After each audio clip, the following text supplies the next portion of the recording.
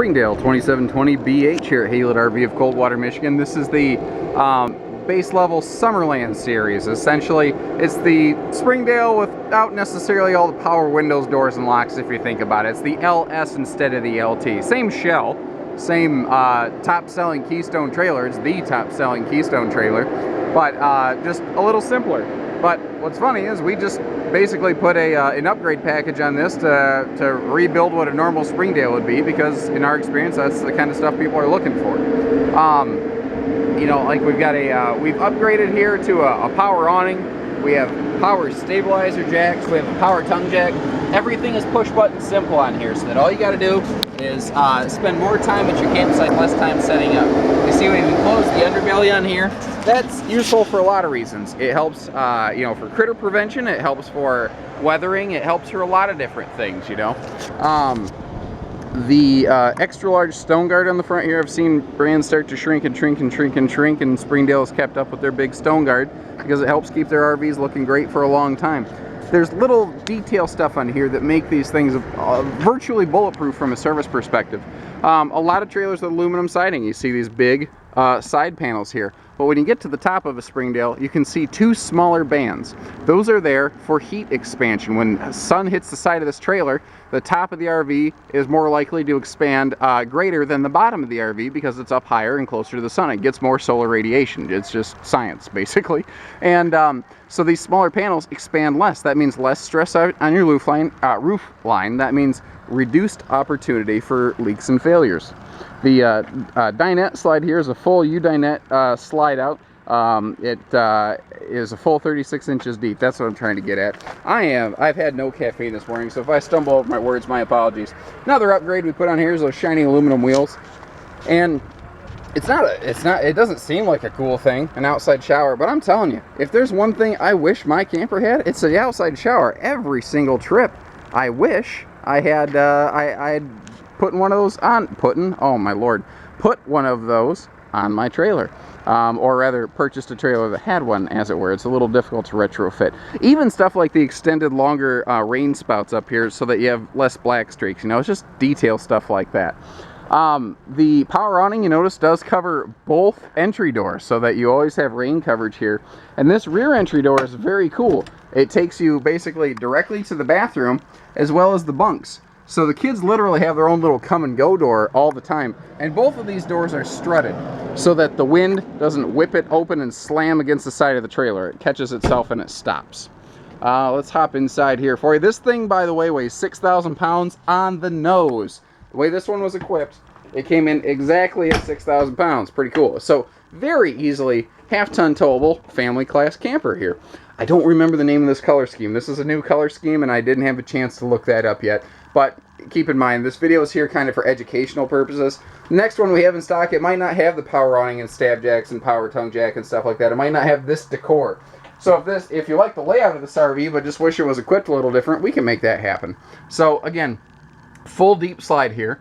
A recent update to LED lighting, they're just better. You know, it might cost $1 more or $2 here, but they're just way brighter. The incandescent bulbs that a lot of the RV industry uses, they're just old, they don't work very well. They were just the only game in town for a while because they were inexpensive. People are finding out, yeah, you do get what you pay for. Speaking of which, and in a starter point family class camper, central air and central heat. In a little bunkhouse like this, heat vents in the floor, by the way, that's what I'm trying to point at. Those are not common features. They are nice to have, though. I do love this pantry. This actually has a very nice kitchen space, due to the fact that we have this big floor-to-ceiling pantry over here, in addition to all the you know, rest of the kitchen storage space. This is one of my favorites. It just has a nice spot in here for a little trash can. It's becoming more common, thankfully. It only took the RV industry 60 years to understand you got to have a space for a trash can in these. But hey, we're getting there, man. Big sink. I like the big sink in here because you can actually wash big stuff. And with the nice little pull-out sprayer that they have in here, they make it easier to do that. Power outlet, plenty of outlets, you know, for the kitchen space that we have here. Moving back in the RV toward the rear bath and bunk space, I like how this is, it's private enough. You know, it's still kind of an open air flowing floor plan, but everything is kind of tucked around a corner. So you kind of have that visual break and line of sight so that you have separate sleeping spaces. Now, this previously was known as the Summerland 2400 BH, and it had 2 single bunks. The 2720, the main difference here is that they have switched over to a pair of double bunks, and that's very cool because you can obviously sleep more people and bigger people up here. This wall, by the way, is all preset to mount a little flat screen TV for the bunkhouse, in case you're wondering. Bunk space has their own closet and storage space, which is nice, and we actually have an extra little, I'm going to call this probably not a pantry, but like a linen space, because it's next to the bedroom and the bathroom, the bunkhouse rather, and the bathroom. I cannot speak today. Holy cow.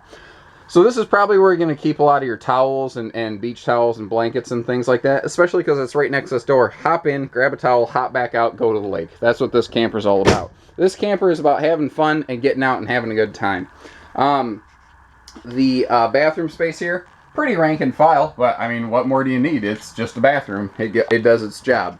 The moving forward here, one of the upgrades we put in is that flat screen TV. That's not a standard piece of equipment. And when you get one of these, it's mounted on that cool swing arm. So you notice anybody in the living room, even if you're over here in the corner of the dinette, even this person still gets a good shot at the TV.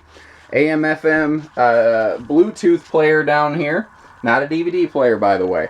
I don't want folks to get confused. In a Summerland, this is again intended to be more base level equipment. If you're looking for the upgraded stuff like a Bluetooth player, then look toward the Springdale proper as opposed to the Summerland edition. That's why there's kind of a split. Remember, one's the LS, one's the LT.